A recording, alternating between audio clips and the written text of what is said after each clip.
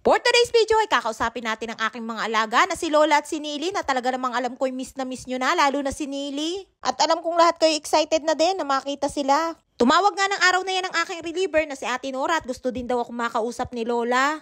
Nung minsan kasi na magkausap kami ni Ate Nora at hinahanap ko si Lola ay tulog daw kaya naman hindi ko nakausap. Nakausap ko na nga si Lola ng mga oras na yan at nang hanapin ko nga si Nili ay natutulog daw at kahit nga natutulog ay tawag-tawag ni Lola at gusto din daw ako makita. Miss na nga din ako ni Nili at parang nga ang tanong kung kailan daw ako uuwi at anong oras daw. Kahit kami nag-aasikaso sa kanila at nag-aalaga na reliever ko ay talaga naman sabik na sila na bumalik ako sa kanila. Sa mga nagdaan nga reliever ko, minsan nga ay binibiro ko si Nili at sabi ko ayun na lamang ang mag-aalaga sa kanila. Ang kaso ay ayaw ni Nili at ako lamang daw ang kanyang gusto. Pwede lamang daw kapag ako'y magbabakasyon sa Pinas. Pagbalik ko ng Israel, siguradong napakadaming kwento ni Nili at mahaba-habang marites sana magaganap sa amin. Kung marunong lang sanang gumamit ng cellphone si Nili, paniguradong araw-araw, kakamustahin ako niyan. Ang sabi ko ngayon, huwag siyang mag-alala at malapit na din akong bumalik at magkakasama na ulit kami. At eto naman si Lola, kapag nakikipag-usap ay talaga naman tutok na tutok sa kanyang ulo ang cellphone, kaya naman halos noon na lamang ang aking makita. Masama daw nga ang kanyang pakiramdam at pagdating ko daw ay gagaling na daw siya. Naalala ko nga nung minsan, nung magbakasyon din ako, abay pinababalik na ako kahit hindi pa tapos ang bakasyon ko at babayadan na lamang daw niya ang aking ticket. Minsan ay meron din kaming hindi pagkakaintindihan ni Lola dahil na nga din sa kanyang katandaan at kakulitan. Pero love na love din ako ni Lola at pamilya nga ang turing nila sa akin na parang apo din. At kwento nga din sa akin ni Lola na ito daw si Nili, araw-araw na lamang daw ay tinanong ako sa kanya.